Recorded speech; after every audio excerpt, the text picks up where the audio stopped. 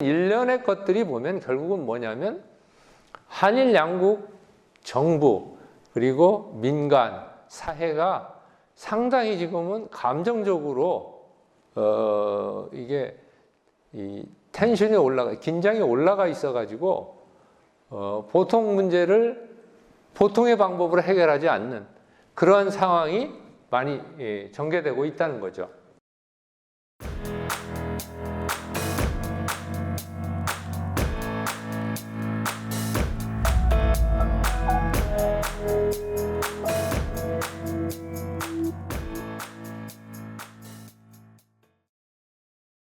신각수 대사님, 차관님 오늘 모셨는데요. 신각수 차관님께서는 외교통상부에서 오랫동안 근무를 하셨고 그리고 또 일본에서 대사로 봉직하시기도 하셨습니다. 그리고 또 개인적으로는 제가 그 대학에서 국제법 전공을 하고 있습니다. 그런데 국제법 직속 선배님이십니다. 제가 신각수 대사님 말씀을 참 많이 들었는데 오늘 이 자리에서 이렇게 모실 수 있게 돼서 정말로 감사합니다. 그러면 그 큰 박수로 신각수 차관님 모시도록 하겠습니다.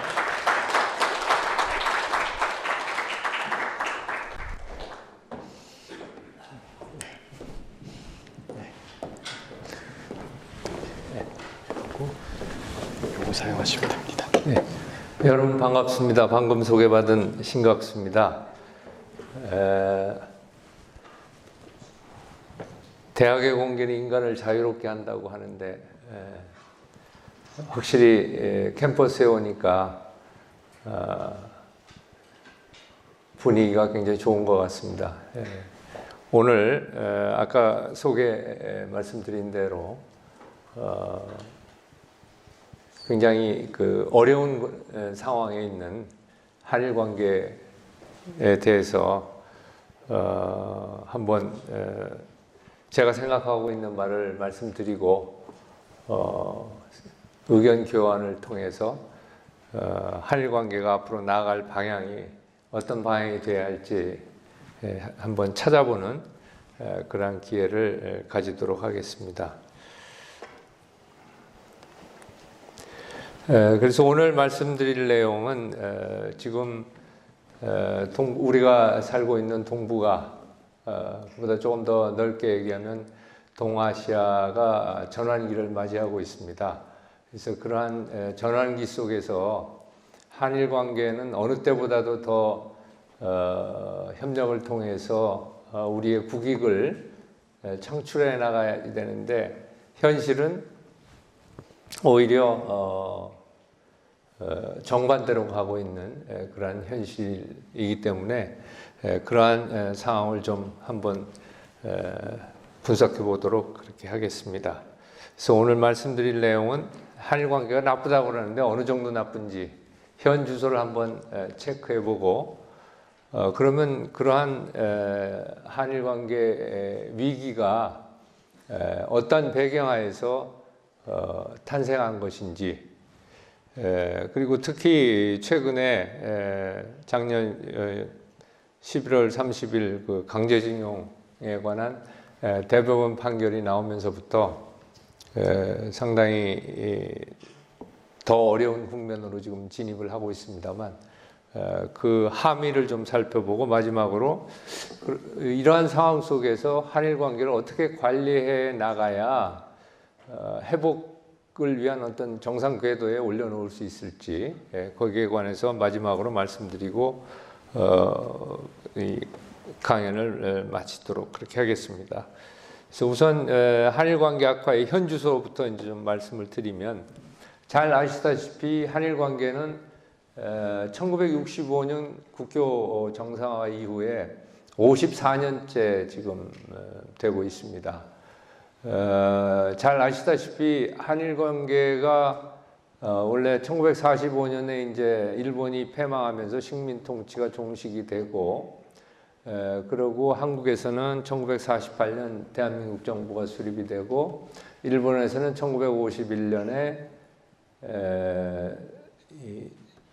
샌프란시스코 강화조약이 체결됨으로 해서 양국 모두 이제 외교권을 되찾는 그러한 시기로부터 사실 14년이나 걸려서 국교가 정상화됐습니다.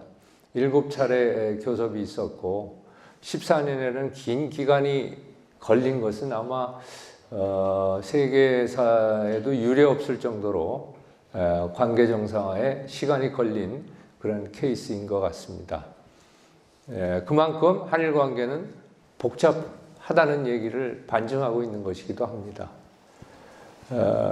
그래서 대강 시기적으로 나눠보면 45년부터 65년까지는 국교가 없는 시기, 그 다음에 65년부터 대강 88년 서울올림픽이 열린 이 시기까지는 이 정부 주도의 관계였습니다. 그건 잘 아시다시피 한국에서 1965년 국교 정상화를 할 때 국민들의 반대가 굉장히 심했죠. 그래서 위수령을 선포하고 그러한 반대를 정부가 억눌러 가면서 65년 6월 22일 국교 수립을 하게 된 것입니다. 그렇기 때문에 사실 한국 사회에서 한일 국교 정상화가 제대로 받아들이기 시작한 건 1990년대 탈냉전 이후입니다. 그 전에는 정부가 이끌어갔고 민간은 따라가는 그러한 관계였습니다. 그 일본에서도 보면은 1965년에 한일 국교 정상화를 했지만 이 일본 내에서도 사회당이 상당히 어느 정도의 세력을 확보하고 있고 그러다 보니까 북한과의 관계도 의식을 해서 상당히 복잡한 그러한 한일 관계가 양측 정부 주도로 형성이 되다가 1988년이 되면은 서울올림픽이 이제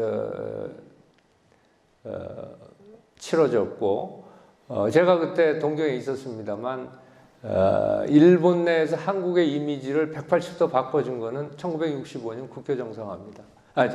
서울올림픽입니다. 그 전에는 역시 일본인들의 뇌리 속에는 과거 식민 통치 당시에 한국, 조선에 대한 이미지가 그대로 남아 있었습니다. 그걸 뒤바꿔 준 게 서울올림픽이었고 또 거기에 맞춰서 소위 동북아의 냉전이 한반도를 빼고는 해체되기 시작하는 그거에 맞물렸고 또 한편에 있어서는 한국 내에서도 여행 자유화가 이루어졌습니다.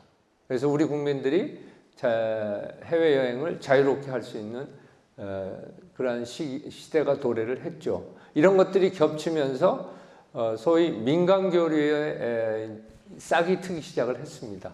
그게 1990년대 초입니다. 그래가지고 또 한편에 있어서는 일본 내에서는 자민당의 독주 체제였던 소위 1955년 체제라는 것이 1990년 전반부에 무너지기 시작합니다. 그래서 일본 신당이라는 당이 처음으로 집권을, 자민당이 아닌 당이 집권을 했죠. 그러다가 1994년에 자사 연립 정권에 의해서 자민당과 사회당이 연립 정권을 합니다. 그러면서 일본 내에서 소위 자유주의 경향이 생겨났고 그것이 과거사에 대한 반성으로 연결이 됩니다. 그래서 1995년에 무라야마 총리의 담화가 나오게 되죠.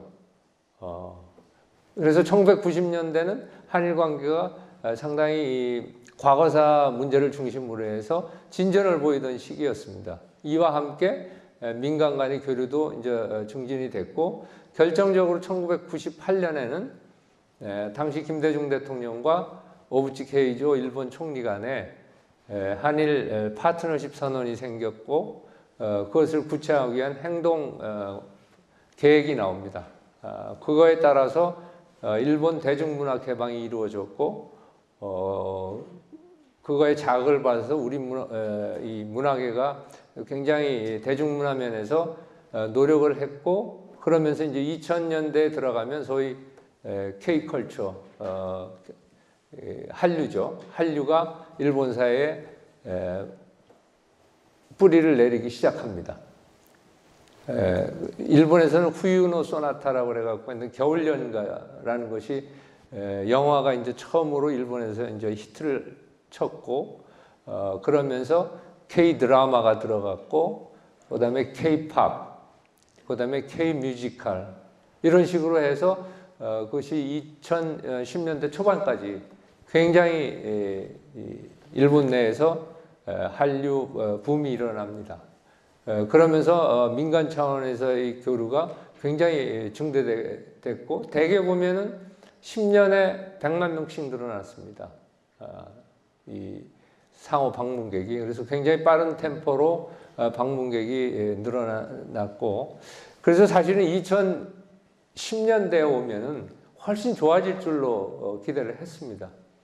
근데 2010년대에는 오히려 2012년에 사실 독도를 둘러싼 한일 양국 간의 공방이 시작이 됐고, 그리고 2011년 8월 30일이죠. 헌법재판소에서 한국 정부에 대해서 부작위한 위헌 판결이 내려졌습니다. 일본군 위안부 문제에 대해서. 그러면서 일본군 위안부 문제가 이제 현안으로 떠올랐고, 그것을 둘러싸고 한일 간의 마찰이 일어나면서 결국 2012년 8월 10일 이명박 대통령이 독도를 방문하게 됩니다. 그래서 그때 이제 한일 관계가 굉장히 이제 냉각이 됐죠. 그 뒤에 이제 이명박 정부에서 그걸 좀 풀어보려고 노력을 하는 사이에 일본은 민주당이 자민당 정권으로 바뀌고, 우리는 이명박 정부가 박근혜 정부로 바뀝니다. 2013년 2월 얘기입니다. 그러고서는 사실은 박근혜 대통령, 아베 총리 간에 이제 좀 한일 관계를 리셋할 수 있지 않나라는 그러한 기대가 있었습니다만 방향은 거꾸로 갔습니다. 그래서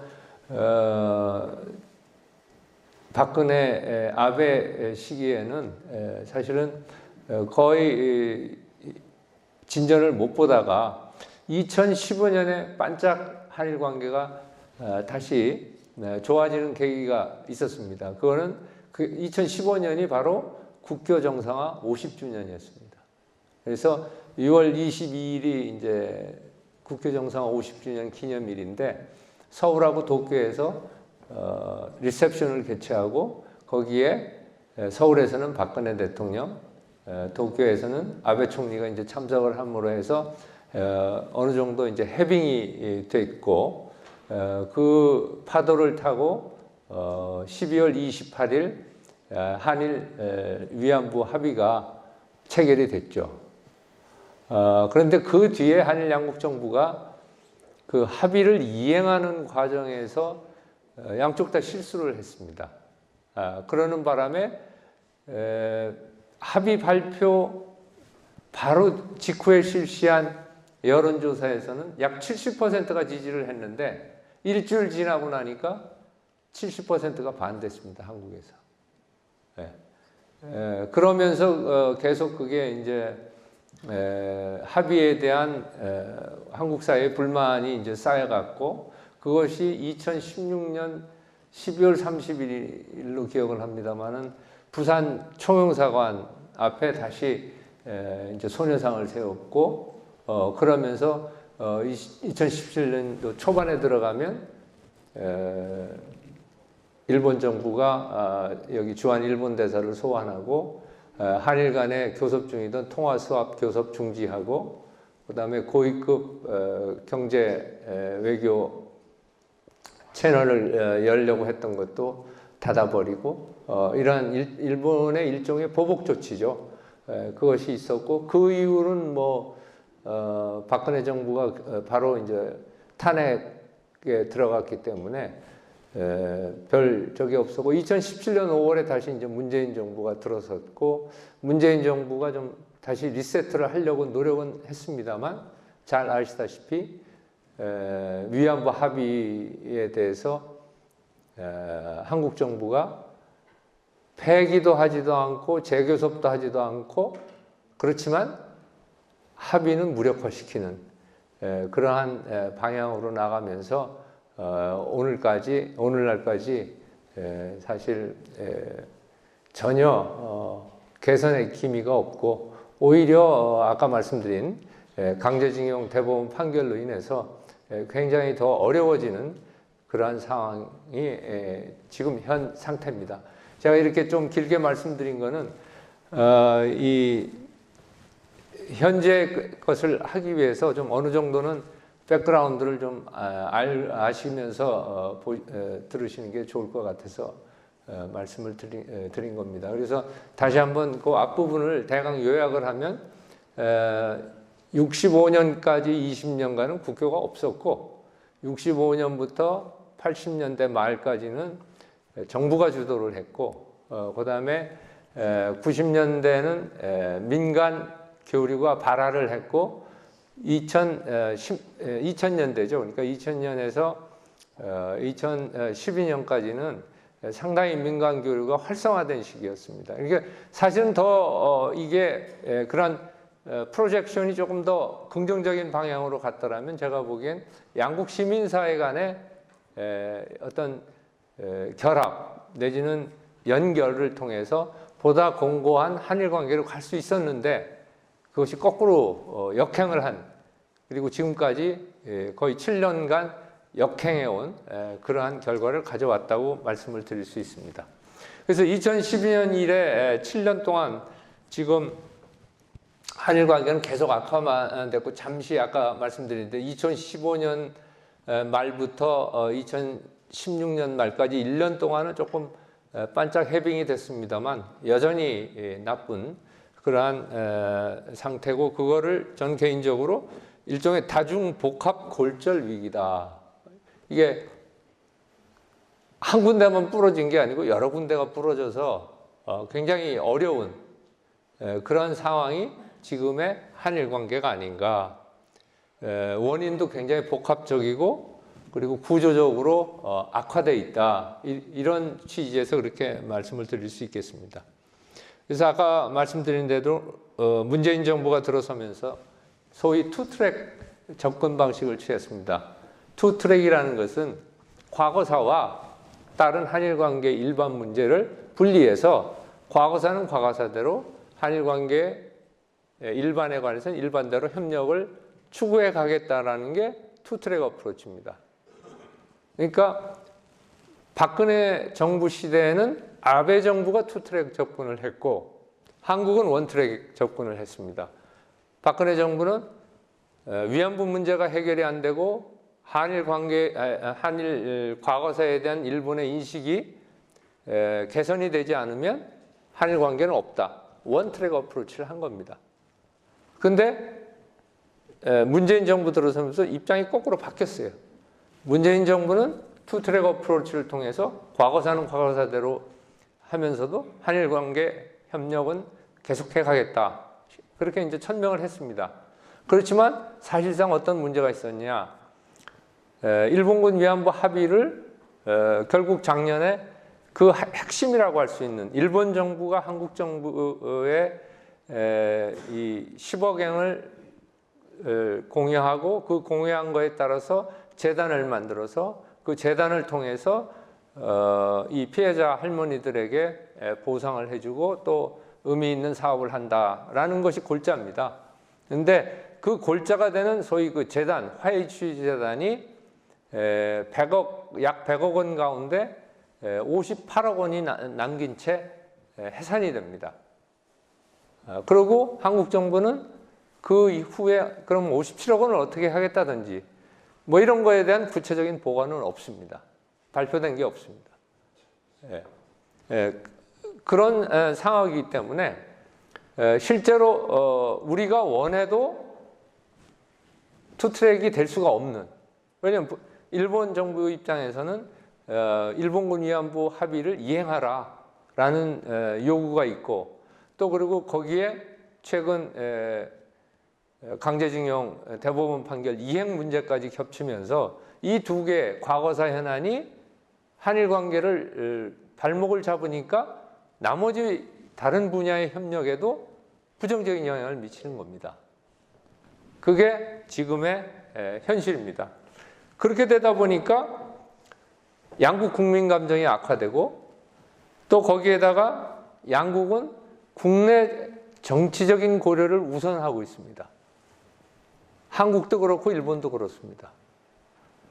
그러면서 나타나는 현상이 상호 경원 그리고 관계 악화에 따른 상호 손실, 그러니까 lose-lose 시츄에이션이 계속 벌어지고 있는 겁니다. 그래서 이제 나타나는 현상이 뭐냐면 정치적인 관계가 이렇게 악화되니까 비정치적인 분야, 경제라든지 관광이라든지 문화교류라든지 이런 분야에 있어서 상당히 포괄적으로 부정적인 영향이 나타나게 됩니다. 그래서 경제 면에서 살펴보면 일본의 대한 투자가 약 4분의 1로 줄었습니다. 제가 대사를 할 시절이 2011년서부터 13년인데 그때가 가장 피크였습니다. 44억 불까지 올라갔었는데 지금은 10억 불대 초반이나 중반 정도로 떨어져 있습니다.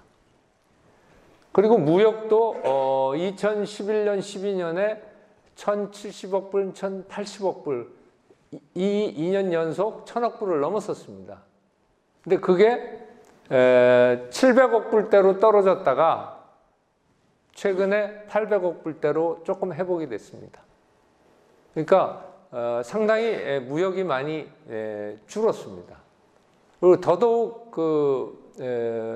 우리가 한일 관계에서 좀 의미 있는 현상은 뭐냐면 일본이 우리 수출 시장으로는 늘 3위까지는 했었습니다. 1위가 중국, 2위 미국, 3위 일본이었습니다. 그 3위가 5위로 밀려났어요. 그 사이에 뭐가 들어왔느냐? 베트남하고 홍콩이 들어왔습니다. 그만큼 어떤 면에서 보면 일본의 존재가 한국의 그 무역 시장에서는 떨어진 거죠. 그리고 한류가 엄청나게 부진합니다. 사실 우리가 한류 붐이 있지만 한류를 통해서 우리 가수들이 K-팝 가수들이나 K-드라마 배우들이나 벌어들이는 수입이 상당 부분은 일본 시장에서 나왔었습니다. 왜냐하면 일본 시장은 소위 지적 소유권 보호가 세계에서 가장 엄한 나라 중에 하나입니다. 그래서 해적판이 없어요. 그러니까 CD를 팔면 파는 대로 그대로 돈이 됩니다. 그래서 한때는 90%까지 해외 시장에 소위 그 K컬처를 통한 수입이 일본에 의존을 했었습니다. 그래서 제가 대사로 부임해 보니까 일본에서 그때가 이제 한참 K-팝 유행 시기인데요. KBS, MBC, JTBC가 2달 사이에 한 번은 도쿄돔에서 했고, MBC는 니가다의 그 축구 경기장, 그 다음에 JTBC는 오사카에 있는 교세라돔에서 했습니다. 전부 4만 명씩 수용해서 가득 찼습니다. 그렇게 많이 모였고, 특히 니가다 같은 데는요, 사실 인구가 80만도 그 정도밖에 안 되는 도시예요. 그러니까 주변에서 다 모여서 4만 명이 관람을 했다는 얘기입니다. 그만큼 K-팝이 인기가 있었고, 그리고 K-드라마가 어느 정도 인기 있었느냐. 제가 요미우리 사장한테 부임 인사차 찾아가니까 농담 비슷하게 내가 월요일만 되면 괴롭다고 그래요. 왜 그러냐고 했더니 동이라고 하는 그 드라마를 NHK에서 일요일 밤 11시에 방영을 했습니다. 그게 끝나면 12시 아니에요? 바로 잘 수 없잖아요. 그러니까 월요일 날 잠이 모자란다는 거죠. 그러니까 그만큼 K-드라마 팬이 아주 상당히 넓고 깊었어요. 그리고 우리가 알고 있는 소위 일본에서 가장 우위 또는 오른편에 있는 신문이 뭐냐면 후지산케입니다. 그 후지산케에 TV가 있어요. TV 채널이 하나 있는데 거기가 K컬처로 돈을 제일 많이 벌었어요. 그래서 어느 정도 했느냐? 주당 40시간씩 방영을 했어요. 40시간도 대부분 골든아워입니다. 골든아워는 아침 10시 주부용이고요. 저녁 7시입니다.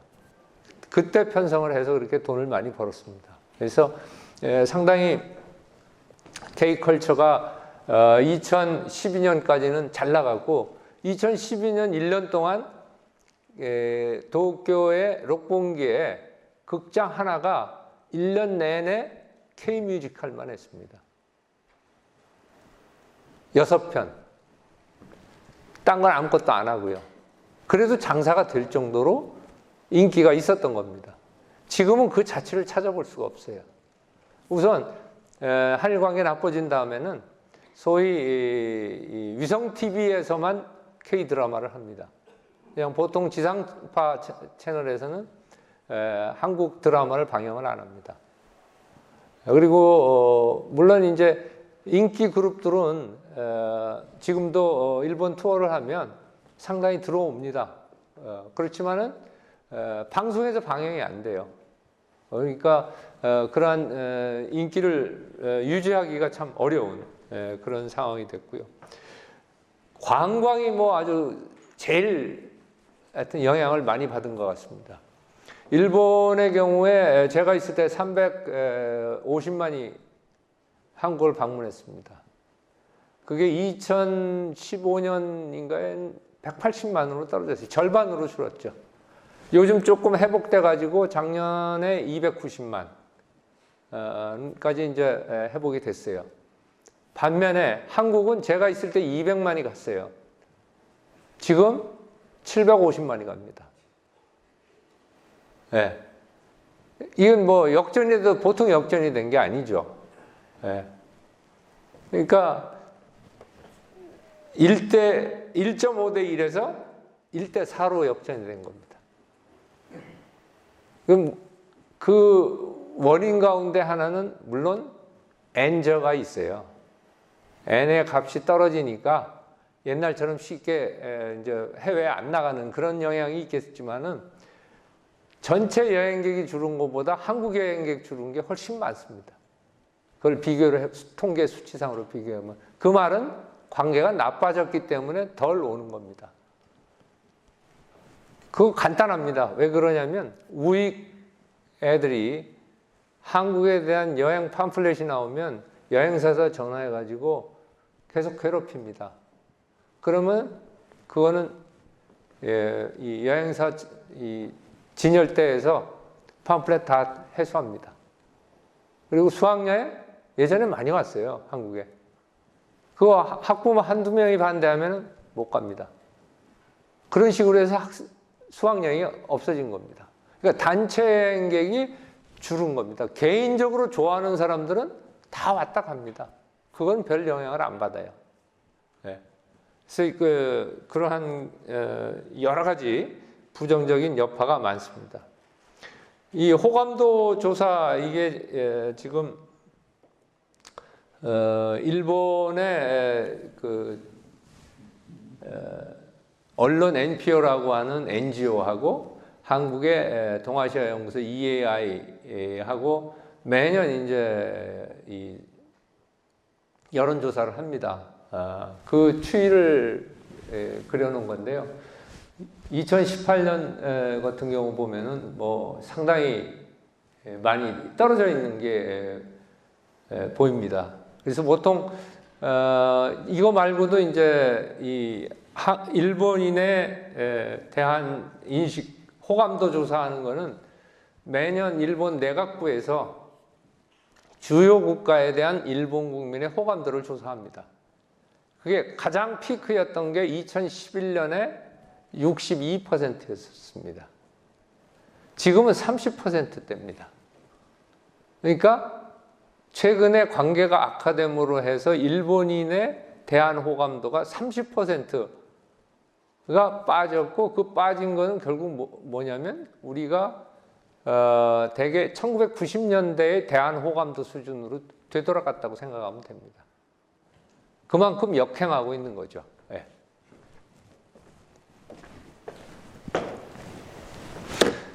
근데 이제 더 문제는 뭐냐?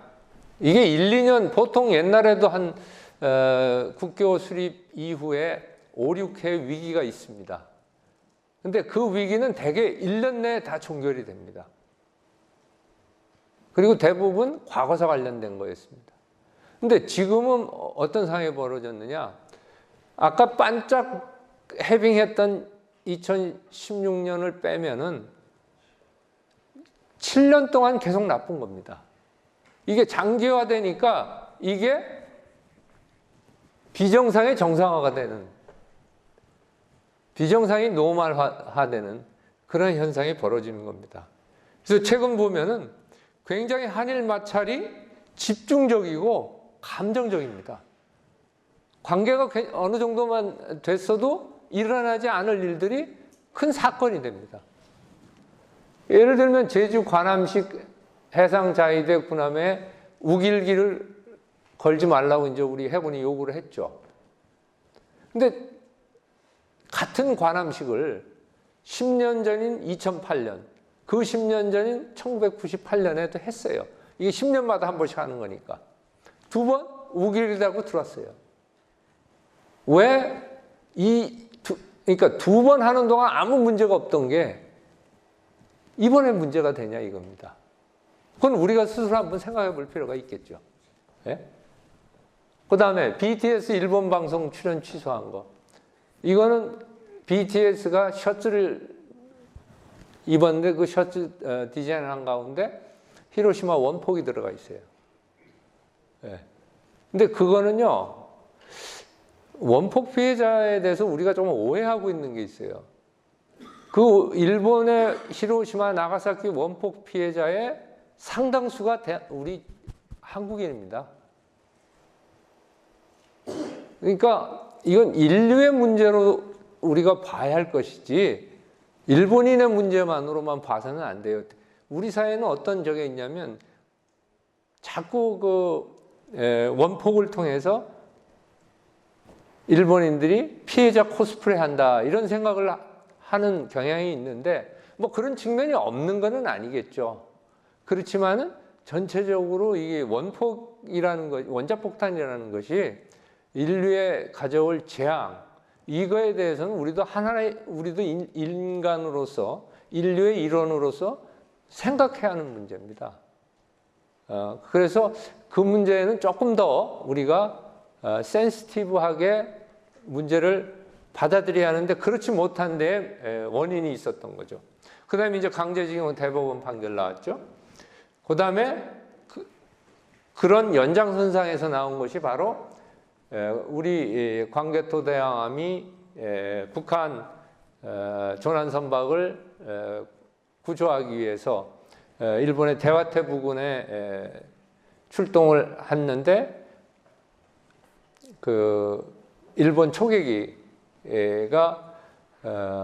가면서 이 사격 통제 레이더를 광개토 대왕함이 쐈다 해가지고 일본이 이제 문제를 제기했고 우리는 거꾸로 그 초계기가 우리 함정에 굉장히 근접 위협 비행을 했다 해서 이제 우리는 일본을 비난하고 이런 일이 그 양측 그 최고 수뇌부까지 이제 개입을 하면서 문제가 불거진 겁니다. 근데 이게 굉장히 생각보다는 중요한 문제입니다. 왜냐하면 사격 통제 레이더를 거기에서 조사하면 그걸 로크온이라고 합니다. 영어로 로크온이라고 하는데 로크온이 되면 그 다음에 바로 총을 쏘게 돼 있는 겁니다. 미사일을 쏘게 돼 있는 상황입니다. 그래서 과거에도 중국의 항공기와 일본의 함정 간에 유사한 문제가 있었어요.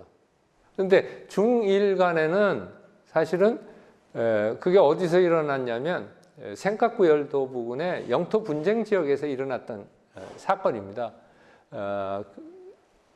그럼 그와 유사한 사건이 한일 간에 일어난다 그러면 이거는 큰 문제죠.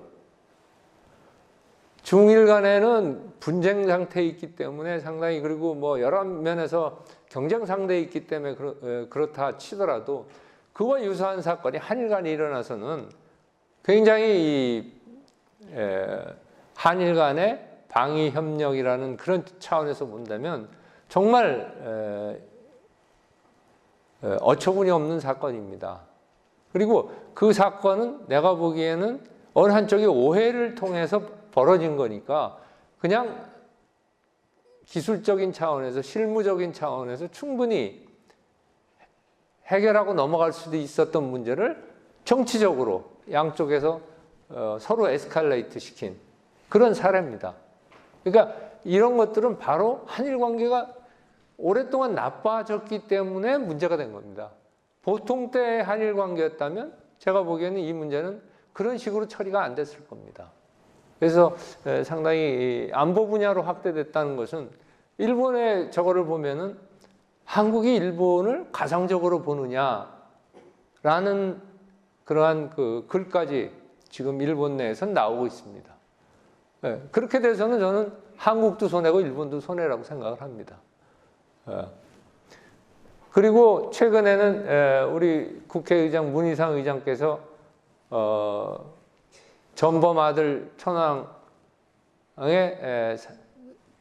사죄 발언이 있어야 과거사 문제가 해결이 된다는 그런 언급을 했고, 거기에 대해서 이제 일본이 발끈하고 하면서 또 한바탕 왔다 갔다 했는데, 이런 일련의 것들이 보면 결국은 뭐냐면 한일 양국 정부 그리고 민간 사회가 상당히 지금은 감정적으로 이게 이 텐션이 긴장이 올라가 있어가지고 보통 문제를 보통의 방법으로 해결하지 않는 그러한 상황이 많이 전개되고 있다는 거죠.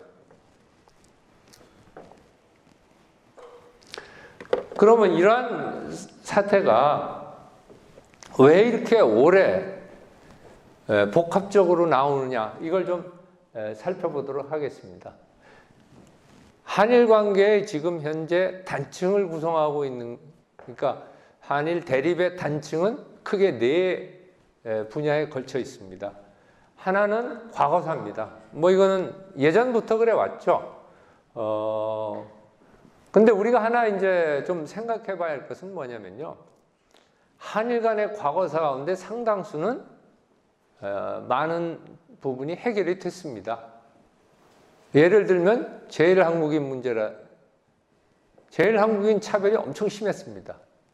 근데 1990년대 이전이죠. 80년대 주로 이제 많이 해결이 됐는데, 제일한국인 3세 법적 지위 문제라든지 또는 지문 날인 문제라든지 뭐 이런 것들은 대부분 이제 그다음에 재입국 문제 이런 것들은 다 해결이 됐고, 안 된 게 이제 제일한국인의 지방 자치 참정권 문제인데, 그거는 거의 뭐 지금 해결의 기미가 없습니다. 그 외에는 해결이 됐고, 그다음에 제4한린 한인 귀환 문제, 이것도 한일 간의 협력을 통해서 많은 부분 해결이 됐고, 그다음에 제한 원폭 피해자 문제도 일본이 최근에 이제 제한 원폭 피해자들에게도 그 지원을 확대하는 걸로 이제 하면서 어느 정도 진전이 있었고, 그래서 거의 뭐 하나도 안 된 채 이렇게 겉돌고 있는 것이 아니라 조금씩 다 진전이 되고 있고, 다만 가장 오래 끈 것이 이제 일본군 위안부 문제였는데, 그것도 이제 합의를 했음에도 불구하고 지금 서로 이행이 안 되니까 지금 문제가 돼 있는 상태고, 그 다음에 최근에 나온 강제징용 문제는 이제 새로이 등장한 거죠. 왜 그러냐면 기존에는 강제징용 보상 문제는 1965년 청구권 협정에 의해서 해결됐다는 것이 한국 정부의 입장이었습니다. 뒤에 이제 상세히 설명을 하겠습니다만은 그렇기 때문에 그리고 또 하나 이제 한일 간에 문제가 되고 있는 게 소위 역사 인식 문제죠. 역사적 망언이라든지 뭐 이런 것들이 되풀이되는 그런 문제는 그거는 아마 앞으로도 계속이 될 가능성이 큽니다. 일본에서 완전한 일본 전체가 역사에 대한 어떤 과거사에 대한 반성과 사죄를 공유한다고 볼 수 없기 때문에 그러한 일들은 앞으로도 계속 있을 겁니다. 그렇지만은 일본 정부는 적어도 무라야마 다마, 칸 총리 다마, 그 다음에 일본군 위안부 문제에 관한 다마, 누구죠? 갑자기 지금 생각이 안 나는데 그 세 가지 담화를 통해서 기본적인 과거사 인식 문제에 관해서는 일본 정부가 반성과 사죄를 표명해 둔 상태죠. 다만 문제는 뭐냐? 그것을 고노다마죠. 고노다마인데 고노 요헤이 관방장관 담화가 있는데 이 세 가지 그 일본 정부가 표명한 반성과 사죄에 반하는 행동이나 조치나 발언이 계속되기 때문에 문제인 겁니다. 그러니까 그거는 그거에 따라서 우리 정부가 또 우리 사회가 대응을 하면 되는데 그거를 일본은 사죄도 하지 않았고 반성도 하지 않았다라고 하면 객관적인 그런 표현은 아닙니다. 사죄와 반성은 했는데 그걸 지키지 않는다라는 데 문제가 있는 겁니다. 그래서 그 점은 우리가 이제 구별을 해야 할 것 같고요. 그렇기 때문에 일본 내에서는 어떤 현상이 있냐면 일종의 과거사 피로 증후군이라는 게 있어요. 뭘 한일 간에 해서 해결해 놨는데 다시 되돌아오고 다시 되돌아오고 한다라는 그러한 거 아주 일종의 뭐라 그럴까요? 체념적인 그리고 포기한 듯한 그러한 풍조가 일본 사회에 최근에 형성이 된 건 사실입니다. 그래서 그런 것을 통틀어서 꼴대 이동론이라고 합니다. 꼴대가 자꾸 바뀐다는 거죠. 한국이 요구하는 과거사에 관련된 꼴대가 자꾸 바뀐다고 그래요. 그러면 저는 일본인들에게 뭐라고 그러느냐. 우리는 꼴대가 바뀌는 건 어느 정도 있는데 너희는 꼴대를 아예 뽑아버리더라. 이런 얘기를 합니다. 그런 것들을 자기들이 해놓고 부인하고 이러는 것이 결국은 꼴대를 뽑아서 아예 목표가 없어지는 겁니다. 그래서 저는 한국과 일본 간의 과거사를 접근하는 역사화해를 추구하는 그런 일종의 준칙 비슷한 게 있어야지 된다고 봅니다. 그건 제가 이제 마지막에 그 부분은 설명을 드리겠습니다. 그리고 기본적으로 과거사 관련해서 최근에 문제되는 건 뭐냐면 위안부 합의의 무력화, 그 다음에 강제징용 대법원 판결로 인해서 한국과 일본 간의 법과 정의에 대한 관념의 차이가 상당히 영향을 미친다는 거죠. 우리는 상당히 20세기 험한 과정을 거쳤습니다. 그러다 보니까 특히 이제 권위주의 정부도 거치다 보니까 정의의 이름으로 법을 무시하고 법은 바꿀 수 있다고 생각을 합니다. 우리 사회의 전반적인 풍조가 그렇습니다. 근데 일본은 거꾸로입니다. 일본은 악법도 법이다라는 형식적 법 개념에 충실한 국가예요. 그게 일본의 사회를 유지해온 원리이기도 합니다. 그래서 그러한 법과 정의의 관념차, 그런 것들이 소위 과거사 문제를 해결하는 데 있어서의 한일 간의 접근, 태도의 차이로 나타납니다. 그것이 바로 제가 보기에는 위안부 합의라든지 강제징용 판결에 그대로 투영이 됐다고 보고 있습니다.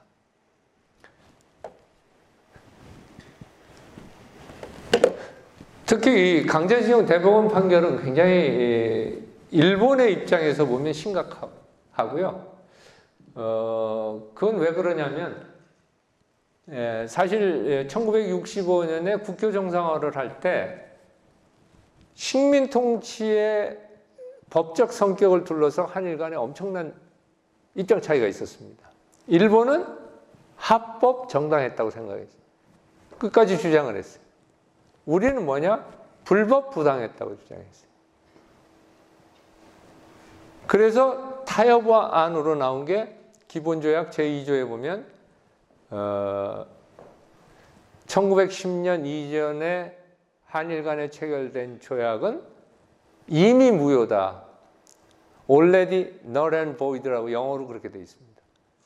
근데 이게 일종의 타협안인 겁니다. 각자 다르게 해석하는 이견 합의입니다. 영어로 얘기하면 agree to disagree. 그러니까 일본은 어떻게 해석하느냐? 샌프란시스코 강화조약 이후 또는 1965년 기본조약 체결 이후에 효력을 잃어버렸다. 그러니까 법적으로 얘기하면 취소라는 거죠. 우리는 무효를 강조합니다. already가 아니라 null and void의 그냥 의미. 그러니까 처음부터 효력이 없었다. 그러니까 각자 편리하게 해석하는 걸로 타협을 하고 그거에 따라서 청구권 협정도 타협을 했고 그래서 무상 3억, 유상 2억을 주고 해결을 했던 겁니다. 근데 그거를 지금 대법원 판결은 뒤집는 겁니다. 뭐냐면 식민 통치가 불법이었고 그러한 불법 통치에 따른 강제징용의 결과로서 발생한 것에 대한 위자료를 지급하라는 겁니다. 그 말은 뭐냐면 식민 통치가 불법이라는 걸 전제로 하는 겁니다. 그렇게 되면 한일 간에 타협해 놨던 거 이것이 무너지는 겁니다. 그리고 청구권 협정에 의해서 일괄 타결을 당시 했었거든요. 근데 원래 일본 정부는 한국 정부에 대해서 개인에게 다 하나하나 청구권 받아가지고 그거 자기들이 정산하겠다고 했습니다. 근데 그거를 우리가 경제개발 자금에 쓰기 위해서 3억, 2억 럼프섬 한 뭉치로 주면은 나머지 청구권 우리가 해소하겠다고 했던 겁니다. 그래서 1970년대에 2번 신고를 받아서 청구권 예를 들면 징용 나가서 사망한 사람, 징병 나가서 사망한 사람들 보상을 해줬습니다. 불충분했죠. 사망 30만 원씩 줬으니까 당시. 예. 그러니까 그걸 다 나눠줬더라면은 어떻게 됐느냐? 포스코 못 만들었고 고속도로 못 났죠. 딴 데서 돈을 끌어와야겠죠. 근데 어쨌든 우리는 그걸 해서 썼거든요. 그렇기 때문에 이 강제징용 대법원 판결은 단순히 일부 원고 피해자들한테 이 보상해주는 그 문제를 넘어서는 굉장히 함의가 큰 그러한 문제입니다. 또 하나 문제는 뭐냐? 일본은 2차 세계대전의 패전국입니다. 그래서 전쟁에 참여한 국가들 또는 전쟁에 참여했던 국가의 식민지에 배상을 해줬습니다. 우리와 마찬가지로 럼프섬을 했습니다. 근데 럼프섬 해결에 의해서 청구권처럼 해결이 안 됐다. 이렇게 했을 경우에는 모든 제3국의 피해자들에게 우리 강제징용 피해자들에게 해주는 것처럼 해줘야 됩니다. 일본이. 그러니까 일본으로서는 엄청난 문제죠. 한국만이 걸린 게 아니라 제3국들이 다 걸린 문제가 되니까. 그래서 굉장히 일본으로서는 심각한 문제가 대두되는 겁니다. 그리고 중국으로 번지게 되면 더 크겠죠. 지금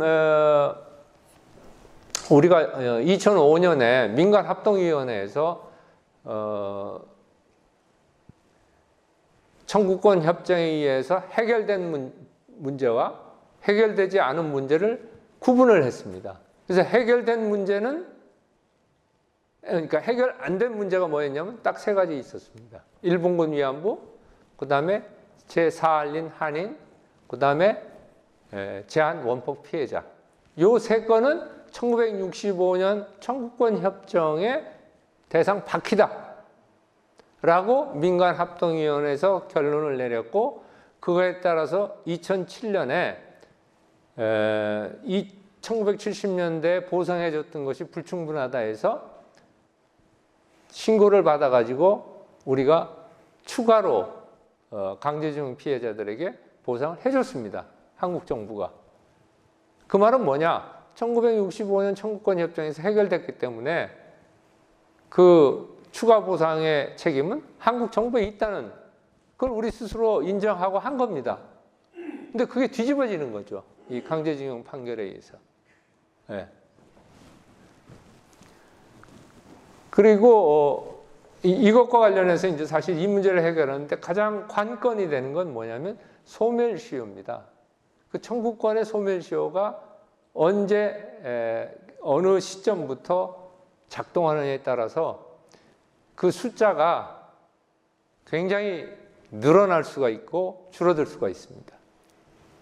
지금 작년 대법원 판결에 의하면 대개 2005년에 한국 정부가 강제징용 피해자 명에 관련된 정보를 공개를 했습니다.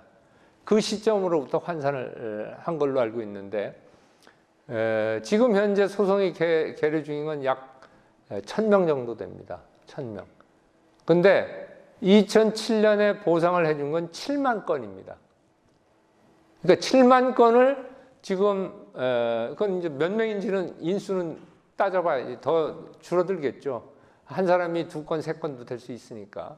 근데 어쨌든 그렇게 되면은 7만 건의 지금 대강 보상액이 소송 그러니까 보상액 플러스 소송 비용까지 해서 한 대개 2억 원씩 주는 것 같더라고요, 지금. 그럼 2억 원 곱하기 7만 명 하면은 14조죠. 엄청난 금액입니다. 그래서 이 피해 시점을 언제 잡느냐, 그러니까 소멸시효의 기산 시점을 어디에 잡느냐에 따라서 범위가 늘었다 줄었다 많이 하기 때문에 그 문제가 아마 앞으로 어떤 해결을 모색하는데 중요한 고려 요소가 될 것 같습니다. 그리고 올해가 잘 아시다시피 3.1절 100주년이고 4월 11일이 상해 임시정부 수립 100주년입니다. 그래서 사실 다른 어느 해보다도 과거사 관련된 그 움직임이 한국에서 굉장히 활발화될 것으로 짐작을 하고 있고 실제로 그렇습니다. 특히 이제 문 대통령의 그 3.1절 기념사에서 이제 친일 적폐 청산 이 문제를 이제 들고 나오고 뭐 이러다 보니까 지금 하여튼 일본 관련된 이슈들이 굉장히 우리 사회에서 좀 감정적으로 이렇게 흘러가는 경향이 있는 점이 보입니다. 그래서 이런 것들도 한일 관계에 상당한 악재로 작용할 가능성이 클 것 같습니다. 그리고 두 번째 이 과거사 다음으로 한일 관계에 영향을 주는 게 바로 지정학 문제입니다. 결국은 뭐냐면 중국이 부상하고 있는 데 따른 동북아 세력 전환 문제가 한일 관계에도 영향을 미칩니다. 특히 중국을 어떻게 보느냐에 관해서 한일 간에 소위 인식차가 있습니다. 퍼셉션 갭이 있습니다. 그래서 일본은 2010년 이후, 2010년은 뭐냐? 중국이 일본의 경제를 따라잡은 해입니다. 그리고 그 해에 1차 센카쿠 일중 분쟁이 생긴 해입니다. 2012년에 두 번째 생기죠.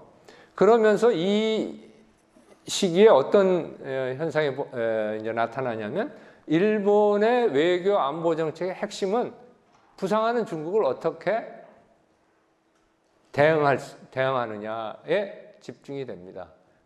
그런 맥락에서 일본은 일미 동맹을 강화하고 그다음에 집단적 자위권 행사에 제약을 부분적으로 해제하고 그 다음에 방위 대강을 수정하고 그리고 이 전력 배치를 북방에서 남방으로 돌립니다. 이런 일련의 행위들이 전부 중국을 겨냥한 겁니다.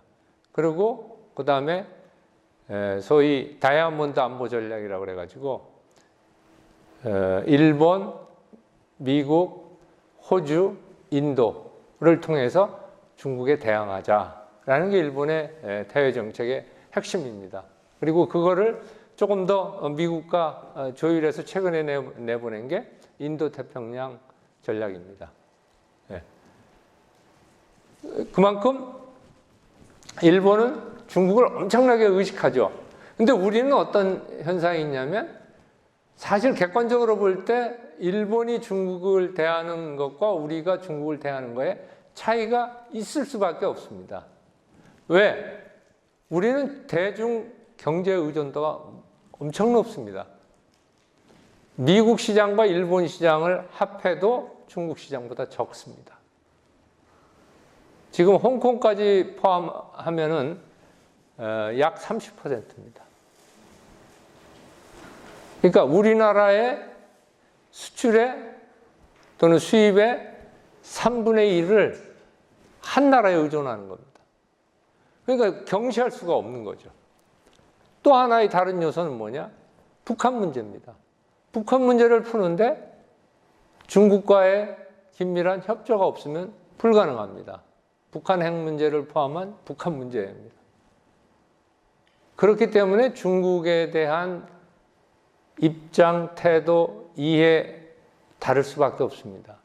그런데 이런 것이 어떻게 투영이 되느냐? 한일 관계는 엄청 나빠지고 박근혜 정부 시절에 한중 관계는 상당히 밀착을 했죠. 그러니까 어떤 반응을 보였냐? 한국의 중국 경사론이 나오게 된 겁니다. 그리고 그거를 자기들만 그렇게 생각하면 좋은데 워싱턴에 가서 계속 펌프질을 합니다. 그렇게 해서 사실은 일본, 미국 내 소위 중국 경사론이 상당히 퍼져 있습니다. 그러니까 현실이 그런 게 아닌데 인식이 그렇게 돼 있는 거죠. 그게 한일 관계는 악화되고 한중 관계는 강화되면서 그런 현상이 벌어졌는데 사드 사태 이후에 조금 완화가 됐습니다.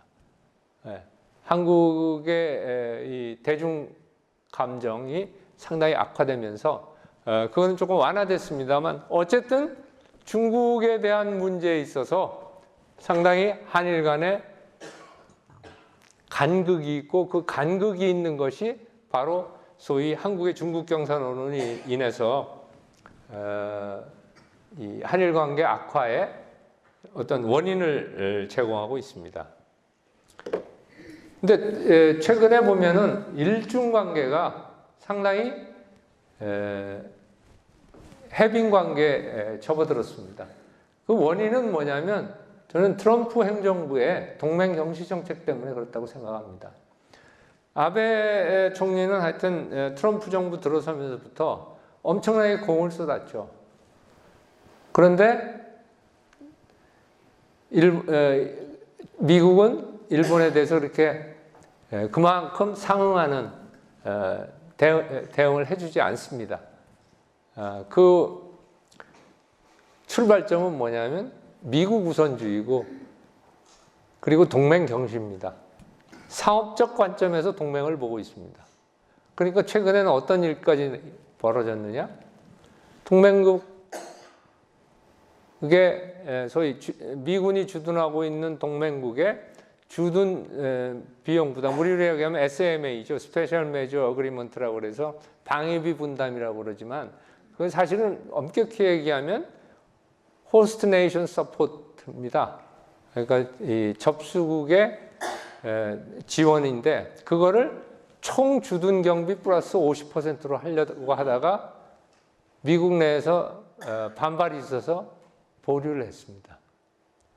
그러면 왜 그러냐면 그건 용병이나 다름이 없죠. 여기 주한미군 비용, 지금 현재는 주한미군 비용 가운데 우리가 부담하는 것은 제한이 있습니다. 자기들 월급 주는 거 뭐 이런 것들은 포함 안 시킵니다. 근데 그런 것까지 다 포함시키려는 게 트럼프 생각이에요. 예. 그러니까 그러한 것들이 결국은 어떻게 하냐? 일본으로 하여금 일본 우리도 어느 정도는 보험을 들어야 하는 거죠. 해지를 한다는 거죠. 그래서 중국과의 관계를 상당히 공을 들였고 또 중국도 마찬가지입니다. 지금 미중 무역 관계로 인해서 코너에 몰리니까 일본이라도 좀 숨통을 타야겠다 해서 작년에 아베 총리가 일중 평화조약 40주년을 계기로 해서 가서 상당히 1대1 면에서도 협력을 한다. 그리고 제3국에서 인프라 사업에 협력을 한다. 그 다음에 통화 수합 한다. 이런 일련의 조치들을 했죠. 그리고 올해는 아마 시진핑 주석이 일본을 방문합니다. 그래서 과거에 2010년 이전에 일중 관계로 돌아가기는 쉽지 않습니다. 그렇지만은 그동안 경색되어 왔던 일중 관계는 한일 관계보다 훨씬 숨통이 트여서 좋아지는 그런 상황이 벌어지고 있습니다. 그렇게 되니까 어떻게 되냐? 한중일 삼각관계에서 한국만 외톨이가 되는 거죠. 일중관계 좋아지는 데 반해서 우리 한일 관계는 나쁘고 한중 관계도 사드 이후에 그렇게 많이 개선되지 않았습니다. 우리가 여러 가지 뭐 3노 합의를 해주고 했습니다만 아직도 사드 보복 조치는 완전히 해제되지 않았습니다. 그러니까 결국 한국만 고립이 되는 그러한 상황이 되고 있습니다. 그리고 북한까지 넣으면은 북한, 중국, 러시아의 소위 북방 삼각협력 관계는 강화되고 한, 미, 일, 남방 삼각관계는 이완이 되는 그런 거에서 우리의 이 동북아에서의 전략 공간에 숨 쉴 틈이 줄어드는 겁니다. 우리가. 그런 문제들이 있습니다. 세 번째 독도 문제입니다. 이거 영토 문제입니다. 영토 문제는 제로섬 게임입니다. 타협의 여지가 없어요. 한국 영토라고 일본이 인정해 줄 때까지 이 문제는 갑니다. 그래서 굉장히 어려운 소위 캐치22 상황이고 여론조사를 해보면요. 일본군 위안부 문제보다 독도 문제를 우리 국민은 훨씬 더 중시합니다. 그만큼 영토 문제는 우리 한국에 있어서는 정체성 문제입니다. 아이덴티티 문제입니다. 아이덴티티 문제는 포기할 수 없는 문제죠. 그래서 굉장히 어려운, 그래서 우리 초대 외교장관이었던 변형태 장관께서 이제 그런 얘기를 했죠. 독도는 한일 강제합병의 첫 번째 희생물이다. 그래서 절대 양보할 수 없다. 아마 우리 여론조사에 보면 뭐 90몇 %가 이런 생각을 가지고 있습니다. 근데 재밌는 건요. 2011년에 제가 일본에 부임했을 때 산케이 신문에서 일본 고등학생들한테 걔들 얘기하는 다케시마죠. 다케시마에 대해서 물었는데 제대로 알고 있는 학생이 얼마였는지 아세요? 7%였습니다. 지금은요. 그게 몇십 %로 올라갔어요. 문제를 일으킬수록 우리에게 유리한 게 아니에요. 근데 우리는 자꾸 우리 정치인들은 문제를 일으켜요. 일본은 어떤 전략을 갖고 있느냐? 독도에 대해서 국제 분쟁화하는 거예요. 왜? 자기들이 지금 현재 영유를 하고 있지 않습니다. 우리는 100% 영유하고 있죠. 대한민국 국민이 자유롭게 독도 관광하지 않습니까? 일본 사람들은 가려면 한국 들어와서 동항허가 받고 들어가야 하잖아요. 왜? 영유를 하고 있는 국가가 문제를 만들 이유가 없는 거죠. 근데 우리가 그러한 행위들을 많이 합니다. 소위 포퓰리즘의 유혹에 넘어가는 거죠. 그래서 이 독도 문제는 우리가 어퍼핸드를 쥐고 있습니다. 예. 그래서 냉정하고 차분하게 대응을 해야지 되는데 우리가 먼저 흥분해 버려요. 이런 것들을 좀 우리가 근절하지 않으면 안 되겠죠.